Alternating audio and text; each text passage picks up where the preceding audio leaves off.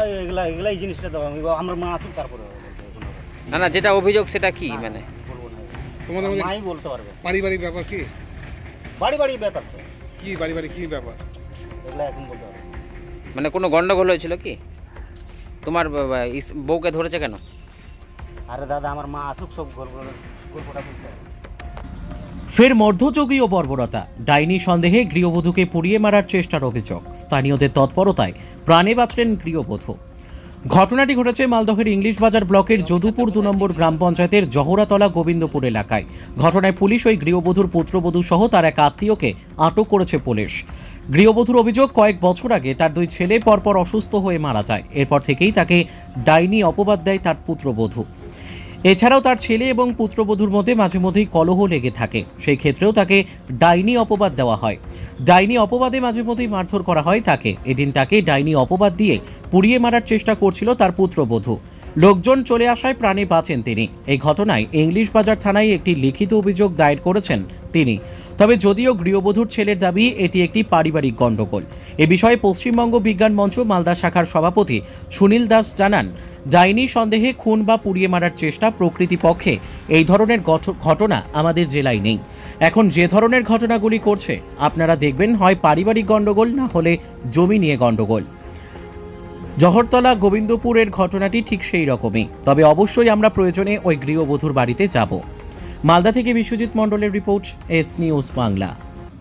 আমি তো বাড়িতে থাকি না, আমি বাড়িতে আসি দুপুরবেলায়, হ্যাঁ একটু শান্তিভাবে খাবো বলনা করে আসি, একটু ঠান্ডা মেয়াজে ওদের কঠোর লেগে থাকে।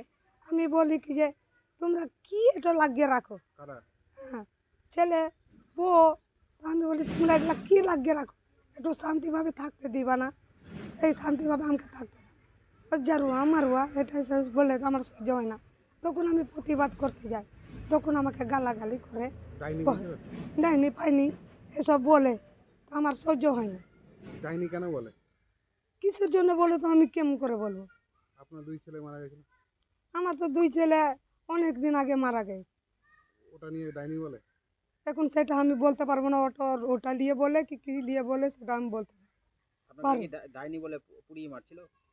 আমাকে ডাইনি বলে পুড়াতে জানি, সব লোক জড়ো হয়ে গেছিল, সব লোক আমাকে ঠেলে ওঠালো, ওকে ঠেলে ওঠালো। হ্যাঁ, কতদিন ধরে ডাইনি বলে আপনাকে? এই তো ঝগড়া হলে গেলে ওই কথাটাই বলে, 2 কথা 3 কথা হইলে কি বলে, ডাইনি আছিস, ভক্তি আছিস, এই কথাই বলে। কে বলে এটা? ছেলের বউ। ছেলে বলে? ছেলে বলে না, ছেলের বউ বলে। ছেলে তো তো ই করেই না, গাছ জয়ী দেয় না। পুলিশে জানিয়েছো? হ্যাঁ জানিয়েছি। পুলিশ কি করেছে এখন? পুলিশ এখন করেছে যে উঠিয়ে নিয়ে গেছে। এখন তোমাকে কি ভয় দেখাচ্ছে ছেলেরা? না, ছেলে এখনো ভয় দেখাননি। তুমি কি চাইছো এখন? এখন আমি কি চাইবো, আমার এখন আমি চাই শান্তিটা। ঠিক আছে। পুড়িয়ে মারার একটা চেষ্টা কিভাবে দেখছেন বিজ্ঞান মঞ্চের পক্ষ থেকে? বলছি যে আমরা পশ্চিমবঙ্গ বিজ্ঞান মঞ্চ 87 সাল থেকেই এই ডাইনি কুপ্রথার এগেনস্টে লড়াই করে আসছে এবং মালদা জেলায় বিশেষ করে সুকানদিঘি যে ঘটনাটা ঘটেছিল, একই পরিবারের 5 জনকে কুপিয়ে খুন করে দেওয়া হয়েছিল ডাইনি সন্দেহে।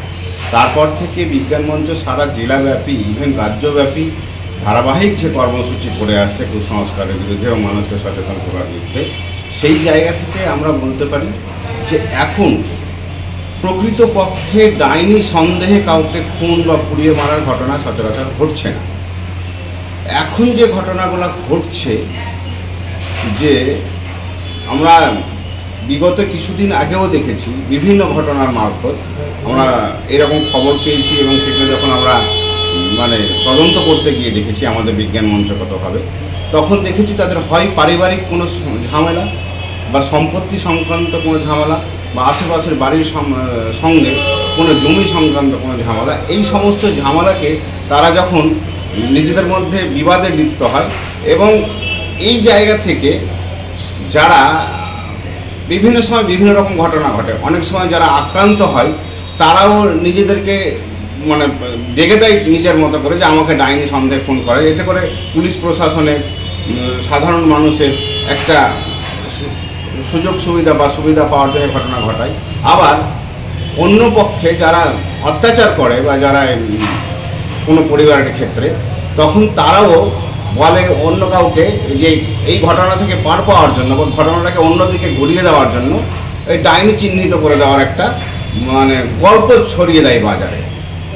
আমি আজকের এই ঘটনাটাতে যা বুঝতে পারছি যে এখন এই ঘটনা ঘটবার কথা নয়, আপনাদের কাছ থেকে যা শুনলাম, আমরা যেভাবে কাজকর্ম করে আসছি, কিন্তু যে ঘটনাটা ঘটেছে যদি ঘটে থাকে সত্যি লজ্জাজনক এবং আমাদেরকে আরও বেশি করে মানুষকে সচেতন করতে হবে। তবে আমরা এখানে গিয়েও খোঁজ খবর নেব, দেখব, আপনাদের মারফত জানলাম। আমাদের মনে হয় এদের পারিবারিক কোনো একটা বিবাদ আছে, স্ত্রী শাশুড়ি, স্ত্রী তার স্বামীর সাথে এবং শাশুড়ির সাথে, সেই ঝামেলার জেরেই বাড়িতে অত্যাচার হয়েছে এবং এটাকে ডাইনি বলে দেখে দেওয়া বা চিহ্নিত করে দেওয়ার একটা গল্প তৈরি হয়েছে। তা আমরা একেবারে পুরোপুরি বিষয়টা না জেনে বলতে পারি যে ডাইনি বলে কোনো বিষয় নেই। যা ঘটনা ঘটে মানুষ নিজের সুবিধার জন্য, নিজের স্বার্থ সিদ্ধি করবার জন্য এই ডাইনি সম্পর্কিত গল্প তৈরি করে দিয়ে মানুষকে বিভ্রান্ত করার চেষ্টা করে। এই ক্ষেত্রেও সেই রকমই কোনো ঘটনা ঘটেছে। আমরা পশ্চিমবঙ্গ বিজ্ঞান মঞ্চে সেখানে যাব, সরজমিনে আমরা আমাদের মতো করে তদন্ত করব, তদন্ত করে প্রকৃত যে তথ্য সেটা আপনাদের কাছে আগামীতে তুলে ধরব। আপনার নাম পরিচয়? আমি সুনীল দাস, পশ্চিমবঙ্গ বিজ্ঞান মঞ্চ মালদা জেলার সভাপতি।